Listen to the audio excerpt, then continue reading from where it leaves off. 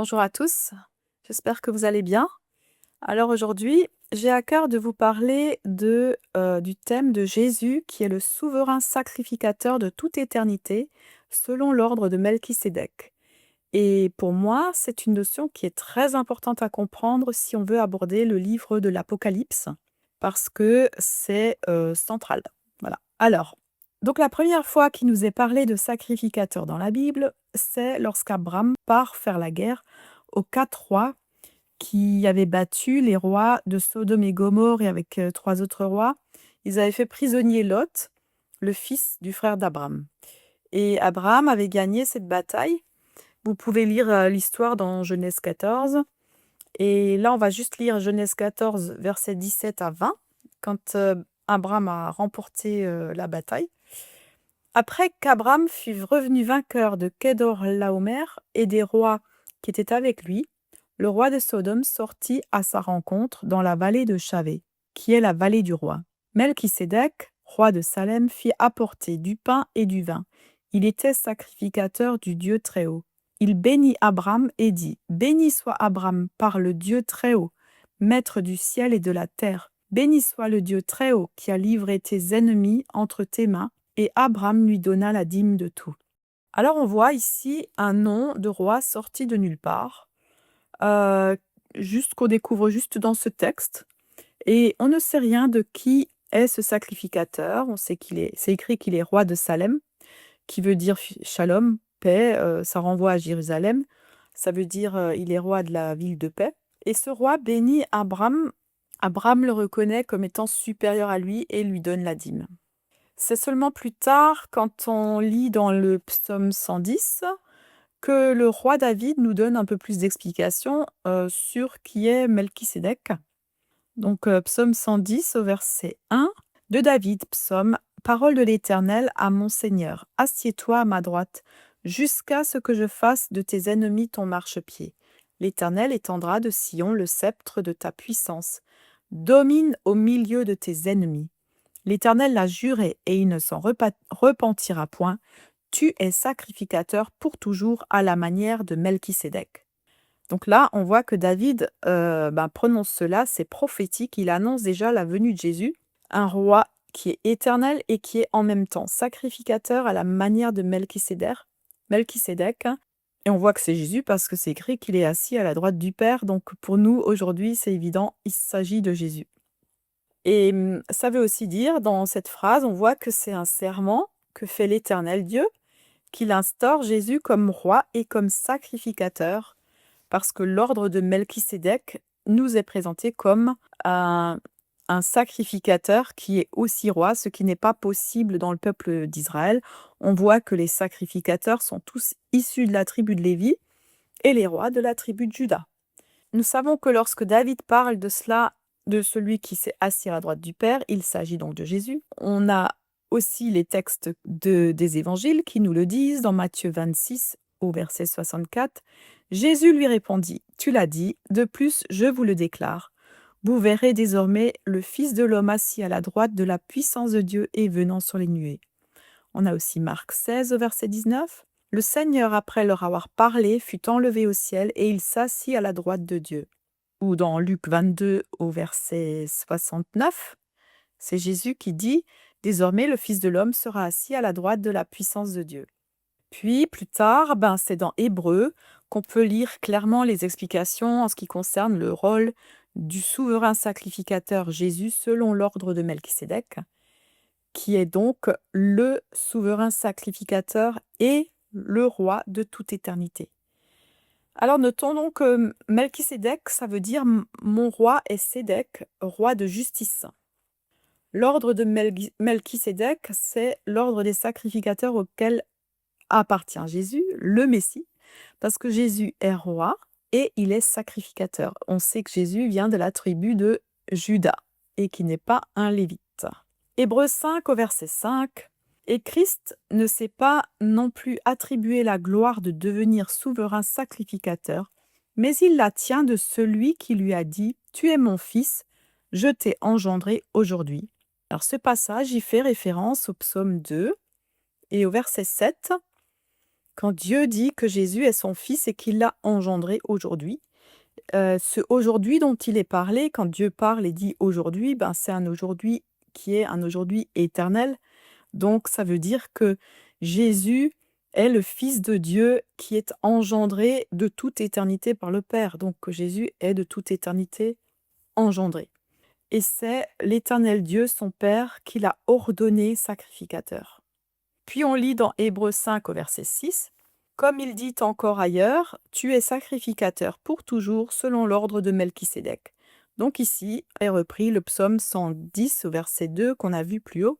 Puis Hébreux 5 verset 7, « C'est lui qui, dans les jours de sa chair, ayant présenté avec de grands cris et avec larmes des prières et des supplications à celui qui pouvait le sauver de la mort, et ayant été exaucé à cause de sa piété, a appris, bien qu'il fût fils, l'obéissance par les choses qu'il a souffertes, et qui, après avoir été élevé à la perfection, est devenu pour tous ceux qui lui obéissent l'auteur d'un salut éternel, Dieu l'ayant déclaré souverain sacrificateur, selon l'ordre de Melchisédek.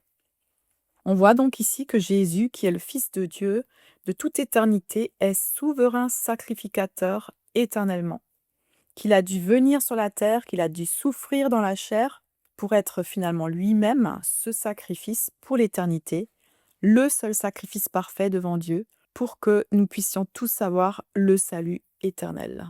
Donc je vous rappelle que c'est pas ce qui est visible sur la terre qui est en premier, qui a été en premier, mais que c'est ce qui est invisible et spirituel qui est éternel, on va dire, et c'est ce qui est visible dans notre temporalité ici, eh ben, ça découle de ce qui est d'abord dans le monde invisible et spirituel. Je ne sais pas si vous m'avez suivi, mais c'est très important de comprendre ça pour comprendre que Jésus, il est le sacrifice de toute éternité et qu'un jour, il a dû venir dans notre temporalité pour mourir sur une croix à un instant T que Dieu a fixé. Alors nous, on a une espérance en Jésus qui est notre souverain sacrificateur.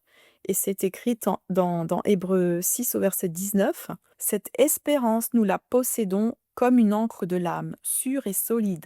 Elle pénètre au-delà du voile, là où Jésus est entré pour nous comme précurseur, ayant été fait souverain sacrificateur pour toujours, selon l'ordre de Melchisédek. » Alors ici, on voit que Jésus est ce souverain sacrificateur qui est entré au-delà du voile. Il est fait donc allusion ici au tabernacle qu'on voit décrit qui a été donné à Moïse, où il y a ce voile qui sépare le lieu saint du lieu très saint. Et donc ici, nous voyons que Jésus est ce sacrificateur, ce souverain sacrificateur selon l'ordre de Melchisédek, qui est entré au-delà du voile avant nous, dans le but de nous frayer à nous la voie, le passage, pour que nous puissions aussi passer un jour au-delà du voile pour nous rendre dans le Saint des Saints. Le Saint des Saints, c'est le lieu du trône. Donc ce passage il fait donc référence aussi au voile qui a été déchiré lors de la crucifixion de Jésus. Et c'est à ce moment-là que la voie a été ouverte pour nous vers le Saint des Saints. C'est là où se trouve donc l'Arche de l'Alliance. Donc ça, c'est ce que vous pouvez un peu méditer dans Exode, quand il a été donné tout ce qui concerne le tabernacle à Moïse. Alors le tabernacle a été donné sur la terre est la représentation de ce qui existe dans le ciel. Et donc l'Arche de l'Alliance, dans le Saint des Saints, ça représente le trône de Dieu. C'est à cet endroit que se trouve Jésus à la droite du Père. Et c'est aussi à cet endroit que nous sommes attendus avec lui, en lui, pour l'éternité. Et c'est ça notre espérance, de nous retrouver un jour dans la présence du Père, éternellement. Ensuite, on lit aussi dans Hébreux 7, au verset 1 à 3. « En effet, ce Melchisédek, roi de Salem, sacrificateur du Dieu Très-Haut, qui alla au-devant d'Abraham lorsqu'il revenait de la défaite des rois, qui le bénit, et à qui Abraham donna la dîme de tout, qui est d'abord roi de justice, d'après la signification de son nom, ensuite roi de Salem, c'est-à-dire roi de paix, et qui est sans père, sans mère, sans généalogie, qui n'a ni commencement de jour, ni fin de vie, mais qui est rendu semblable au fils de David, ce Melchisédek, demeure sacrificateur à perpétuité. » Donc là, on comprend bien que c'est bien Jésus qui s'est manifesté à Abraham car c'est lui qui est le souverain sacrificateur de toute éternité, selon l'ordre de Melchisédek. Donc, on l'a déjà dit, pourquoi selon l'ordre de Melchisédek? Parce que tout simplement, c'est pas selon l'ordre des Lévites, comme instauré dans les ordonnances données à Moïse. Ensuite, on peut lire Hébreux 7 au verset 11.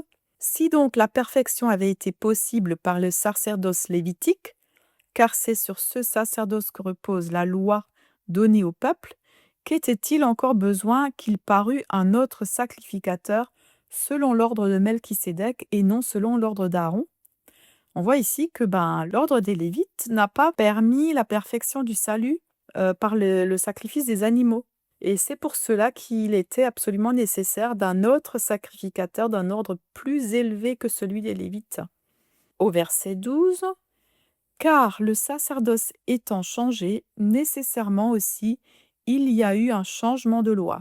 En effet, celui de qui ces choses sont dites appartient à une autre tribu, dont aucun membre n'a fait le service de l'autel. Car il est notoire que notre Seigneur est sorti de Juda, tribu dont Moïse n'a rien dit pour ce qui concerne le sacerdoce. Donc là, clairement, Jésus, on sait qu'il est de la tribu de Juda, et c'est donc l'ordre royal et non de la tribu des Lévites qui est l'ordre des sacrificateurs, selon ce que Dieu avait instauré pour le peuple d'Israël. Et la tribu de Juda, d'où étaient nommés les rois, n'avait pas le droit d'être des sacrificateurs. Au verset 15, cela devint plus évident encore quand il paraît un autre sacrificateur à la ressemblance de Melchisédek, institué non d'après la loi d'une ordonnance charnelle, mais selon la puissance d'une vie impérissable, car ce témoignage lui est rendu. Tu es sacrificateur pour toujours selon l'ordre de Melchisédek. Et au verset 21, car tandis que les Lévites sont devenus sacrificateurs sans serment, Jésus l'est devenu avec serment par celui qui lui a dit, le Seigneur a juré, et il ne se repentira pas, tu es sacrificateur pour toujours selon l'ordre de Melchisédek. Jésus est par cela même le garant d'une alliance plus excellente. Donc là, on voit que la nouvelle alliance qui est par le sang de Jésus, par son sang précieux qui a coulé à la croix, c'est ça le sacrifice parfait. Et tout ce qui a eu lieu au travers du sacerdoce des Lévites était juste une image de ce que Jésus allait faire. C'est Jésus qui est venu l'accomplir lui-même en personne. Puis au verset 23, de plus, il y a eu des sacrificateurs en grand nombre parce que la mort les empêchait d'être permanents. Donc ils étaient souverains sacrificateurs de père en fils. Alors ce qu'il faut aussi savoir, c'est qu'ils risquaient de mourir à chaque fois qu'ils entraient dans le Saint des Saints s'ils ne s'étaient pas parfaitement préparés. Et c'est pour ça qu'apparemment ils étaient même attachés et on pouvait les tirer dehors si jamais ils devaient mourir à l'intérieur. Donc c'était pas une tâche facile. Au verset 24, mais lui, parce qu'il demeure éternellement, possède un sacerdoce qui n'est pas transmissible. C'est aussi pour cela qu'il peut sauver parfaitement ceux qui s'approchent de Dieu par lui, étant toujours vivant pour intercéder en leur faveur. Donc là, on voit que Jésus, il est garant d'une alliance beaucoup plus excellente qui permet le salut de quiconque s'approche de lui. On voit qu'un des rôles du souverain sacrificateur, c'est d'intercéder en notre faveur. On voit ça ici. Et Jésus nous précède devant le trône. Il nous couvre de son sang et c'est pour cela que nous pouvons aussi entrer dans le Saint des Saints auprès du Père. Aujourd'hui, nous pouvons intercéder, nous pouvons parler directement au Père et Jésus intercède auprès du Père en notre faveur. Il est notre avocat auprès du Père, il est notre défenseur et si nous avons accepté son sacrifice, alors nous sommes couverts par son sang et c'est dans cet état d'être couverts par son sang que nous pouvons nous rendre auprès du trône de Dieu. C'est magnifique. On lit au verset 26. Il nous convenait en effet d'avoir un souverain sacrificateur comme lui, saint, innocent, sans tache, séparé des pécheurs et plus élevé que les cieux, qui n'a pas besoin, comme les souverains sacrificateurs, d'offrir chaque jour des sacrifices d'abord pour ses propres péchés, ensuite pour ceux du peuple, car ceci il l'a fait une fois pour toutes en s'offrant lui-même. En effet, la loi établit souverain sacrificateur des hommes sujets à la faiblesse, autrement dit au péché, mais la parole du serment qui a été faite après la loi établie le Fils qui est parfait pour l'éternité. Donc Jésus qui est notre souverain sacrificateur de toute éternité. On voit que les sacrificateurs selon l'ordre de Lévi devaient offrir des sacrifices pour leurs propres péchés, puis pour ceux du peuple, et qu'ils devaient recommencer sans arrêt. Alors que Jésus, lui, il s'est offert lui-même en sacrifice. Il a fait ainsi mourir notre chair, la chair du péché, et dans laquelle on est né, et il nous permet d'accéder à la vie éternelle. Et maintenant, on peut voir aussi comment, durant son ministère sur la terre, qui a duré 3 ans et demi, Jésus a eu sa place de souverain sacrificateur sans même que les religieux ne s'en soient aperçus. Alors, il y a des petites choses comme ça qui sont dites dans les livres, dans les évangiles, qui sont assez intéressantes. Déjà, Jésus, il a passé par les eaux du baptême, et à ce moment-là, on lit que Dieu a parlé dans Matthieu 3 au verset 16. Dès que Jésus eut été baptisé, il sortit de l'eau, et voici les cieux s'ouvrirent, et il vit l'Esprit de Dieu descendre comme une colombe et venir sur lui. Et voici, une voix fit entendre des cieux ces paroles. Celui-ci est mon Fils bien-aimé, en qui j'ai mis toute mon affection. Alors là, il faut savoir que dans la tradition de transmission de père en fils du sacerdoce de souverain sacrificateur selon l'ordre des Lévites, donc de la première alliance, le père qui était souverain sacrificateur transmettait ce service à son fils et il le faisait passer à ce moment-là par le baptême ou un bain de purification pour les sacrificateurs. Et à ce moment-là, il proclamait une parole de bénédiction sur son fils, exactement comme Dieu le fait ici sur son fils. Quand Jésus ensuite, au moment de sa mort ou de son arrestation, il est passé devant le souverain sacrificateur de son temps pour être condamné à mort. Alors voici ce qui s'est passé. On peut le lire dans Matthieu 26, au verset 57. Ceux qui avaient saisi Jésus l'emmenèrent chez le souverain sacrificateur Caïphe, où les scribes et les anciens étaient assemblés. Jésus garda le silence, et le souverain sacrificateur, prenant la parole, lui dit : « Je t'adjure par le Dieu vivant de nous dire si tu es le Christ, le Fils de Dieu. » Au verset 64, on lit : « Jésus lui répondit : Tu l'as dit. De plus, je vous le déclare, vous verrez désormais le Fils de l'homme assis à la droite de la puissance de Dieu et venant sur les nuées du ciel. » Verset 65, alors le souverain sacrificateur déchira ses vêtements, disant : Il a blasphémé, qu'avons-nous encore besoin de témoins ? Voici, vous venez d'entendre son blasphème. Que vous en semble ? Verset 66, ils répondirent : Il mérite la mort. Donc ici, sans le savoir, le souverain sacrificateur Caïphe du moment a déchiré ses vêtements, et à ce moment-là, ça c'était en fait c'est interdit, un souverain sacrificateur n'a pas le droit de déchirer ses vêtements. Sans quoi il perdait sa place de souverain sacrificateur et elle passait à un autre. Et ici donc, sans le savoir, le souverain sacrificateur dans sa colère a déchiré ses vêtements et clairement à ce moment-là, on va dire que c'est Jésus qui a pris la place de ce souverain sacrificateur. C'est-à-dire que Caïphe, dans la lignée des Lévites, c'est le dernier. C'est le dernier qui était le souverain sacrificateur. Il y en a peut-être eu d'autres après, mais il n'était plus validé, on va dire, par Dieu, parce que à partir du moment où Jésus est mort et ressuscité, c'est lui qui a pris la fonction de souverain sacrificateur pour l'éternité. Et il l'a prise à ce moment-là, en s'offrant en sacrifice sur la terre. Donc ici, on voit que c'est assez surprenant ou ironique que le souverain sacrificateur déchire lui-même ses vêtements et comme pour démontrer finalement, sans le savoir, que c'est Jésus qui prend le relais. Donc Jésus, il s'est fait lui-même sacrifice à la croix, il a donné sa vie, il est mort sur la croix pour toute l'humanité. Et donc la nouvelle alliance a commencé à prendre son effet, on va dire, à faire son effet, celle qui est basée sur l'ordre de Melchisédek, sur Jésus, notre souverain sacrificateur de toute éternité. À partir de là, les sacrifices d'animaux, ils n'ont plus été nécessaires, puisque c'est Jésus qui s'est donné, qui est mort et qui est ressuscité à la croix. Alors ensuite, on voit ce qui s'est passé quand Jésus est ressuscité. Il a rencontré Marie de Magdala, qui était là, et que le tombeau était vide.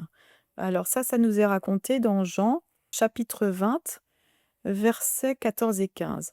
Et, ayant dit cela, elle se retourna et vit Jésus debout. Mais elle ne savait point que c'était Jésus.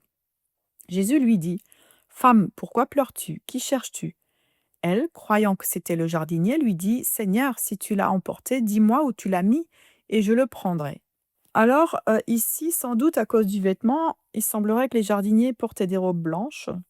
À cause du vêtement, elle croyait que c'était le jardinier, mais ça fait en même temps référence au nouvel Adam, Adam étant le premier appelé à cultiver la terre, le premier jardinier, on va dire. Eh bien, Jésus, il est comme ce nouvel Adam, ce dernier Adam, par excellence, ce jardinier. Alors au verset 16 ensuite, Jésus lui dit, « Marie ». Et elle, s'étant retournée, lui dit, « Rabouni », c'est-à-dire mon maître. Jésus lui dit, « Ne me touche point, car je ne suis pas encore monté vers mon Père, mais va vers mes frères et dis-leur que je monte vers mon Père et votre Père, vers mon Dieu et votre Dieu. » Dans Hébreux 9 au verset 24, il nous est écrit, « Car Christ n'est pas entré dans un sanctuaire fait de main d'homme, en imitation du véritable, mais il est entré dans le ciel même afin de comparaître maintenant pour nous devant la face de Dieu. » Donc voilà, c'est donc Jésus est entré dans le Saint des Saints. Il est auprès du Père, il est assis sur son trône. On voit aussi ce passage-là, comme quoi il n'est pas encore monté près du Père et qu'il devait monter près du Père pour pouvoir emmener son sang finalement dans le Saint des Saints, et ben ça nous renvoie à la prophétie de Daniel qui annonçait déjà le Messie, dans Daniel 9 au verset 24. « 70 semaines ont été fixées sur ton peuple et sur ta ville sainte, pour faire cesser les transgressions et mettre fin au péché, pour expier l'iniquité et amener la justice éternelle, pour sceller la vision et le prophète, et pour oindre le Saint des Saints. » C'est ça. Donc c'est Jésus, celui qui a accompli cette prophétie et qui est, par sa mort, par son sacrifice à la croix, puis sa résurrection, il est remonté au ciel pour oindre le Saint des Saints. Prophétiquement, donc, c'est ce qu'étaient appelés à faire les souverains sacrificateurs du peuple hébreu. Quand ils allaient une fois par an, lors de la fête de Yom Kippour, ils allaient dans le Saint des Saints pour faire l'expiation pour le peuple, l'aspersion sur et devant le propitiatoire, qui est l'image du trône de Dieu. On voit ça dans Lévitique 16. « Puis il égorgera le bouc du sacrifice pour le péché qui est pour le peuple, et il en portera le sang au-dedans du voile. Il fera de son sang comme il a fait du sang du taureau, il en fera l'aspersion sur le propitiatoire et devant le propitiatoire. » Et on voit aussi que c'est écrit dans Hébreux 9 au verset 11 et 12. « Mais Christ étant venu comme souverain sacrificateur des biens à venir, ayant passé par un tabernacle plus grand et plus parfait, qui n'a point été fait de main d'homme, c'est-à-dire qui n'est point de cette création, est entré une seule fois dans le Saint des Saints, non avec le sang des boucs et des veaux, mais avec son propre sang, ayant obtenu une rédemption éternelle. » Mais le rôle du souverain sacrificateur ne s'arrête pas là. On voit que Jésus, qui est présenté tel un souverain sacrificateur dans Hébreux, donc, eh ben on voit que c'est exactement pareil. Dans Apocalypse, c'est très fort comment Jésus nous est présenté. En Apocalypse 1, au verset 12 à 15. « Alors je me retournai pour voir d'où venait la voix qui me parlait. Et m'étant retourné, je vis 7 chandeliers d'or. Et, au milieu des 7 chandeliers, quelqu'un de semblable au Fils de l'homme, vêtu d'une longue robe et ceint sur la poitrine d'une ceinture d'or. Sa tête et ses cheveux étaient blancs, comme de la laine blanche, comme la neige, et ses yeux comme une flamme de feu. Ses pieds, semblables à un cuivre très fin, étaient embrasés comme par une fournaise, et sa voix était comme la voix des grosses eaux. » Là, on voit une vision de Jésus tel le souverain sacrificateur en train de s'occuper de son chandelier à 7 branches dans le tabernacle, dans le lieu très saint, dans le lieu saint, pardon. Et oui, ça, c'est vraiment la vision de Jésus qui est en train de s'occuper du chandelier. Et ça, on le retrouve dans Lévitique 24, verset 2. « Ordonne aux enfants d'Israël de t'apporter pour le chandelier de l'huile pure d'olive concassée, afin d'entretenir les lampes continuellement. c'est en dehors du voile qui est devant le témoignage, dans la tente d'assignation, qu'Aaron la préparera pour que les lampes brûlent continuellement du soir au matin en présence de l'Éternel. C'est une loi perpétuelle pour vos descendants. Il arrangera les lampes sur le chandelier d'or pur, pour qu'elles brûlent continuellement devant l'Éternel. Et donc, c'est donc là, dans le livre d'Apocalypse, qu'on voit l'accomplissement de ce qui a déjà été fait par Aaron dans l'ancienne alliance. Dans la première alliance, eh ben, on voit que Jésus, c'est ce qu'il est en train de faire dans l'Apocalypse. Il est en train de prendre soin des lampes qui brûlent dans le tabernacle divin. Ces lampes étant celles de l'Église, avec un grand E, du rassemblement d'Israël, on va dire. Ce sont les lampes qui représentent toute la période qui suit la résurrection de Jésus, de tout ce peuple qu'il va rassembler en son nom, tout ce peuple de rachetés. Jésus est donc monté au ciel et de là, il prend soin de son peuple sur la terre, il prend soin de nous, il prend soin des lampes que nous sommes, il nous demande de briller continuellement et ce que nous accomplissons en bas, c'est ce qui est déjà dans le lieu saint, devant le trône. C'est ces lumières qui brillent, il veut qu'elles brillent aussi ici sur la terre. Et c'est pour cela que Jésus parle ensuite aussi aux églises. On voit qu'il est au milieu de ces chandeliers. Et ensuite, on voit qu'il est en train de parler aux 7 églises. Et c'est sa façon de prendre soin de son épouse, de celle qui va s'unir à lui pour l'éternité. Et c'est ça aussi le rôle du sacrificateur, du souverain sacrificateur qui est prévu par Dieu de toute éternité. Jésus qui est lui-même ce chandelier à 7 branches, et en même temps, nous sommes ce chandelier unis à Jésus. On est ce chandelier qui est fait d'or pur, qui est d'une seule pièce. Et nous, ensemble, nous représentons donc celui qui porte, qui nous porte, et nous portons sa lumière. Et Jésus va donc être ensuite très clair quand il va parler aux 7 églises. Il va leur dire très clairement ce qu'il attend d'elles, tel un souverain sacrificateur qui prend soin de chaque lampe pour qu'elle continue de briller. Il va dire ce qu'il aime et ce qu'il n'aime pas.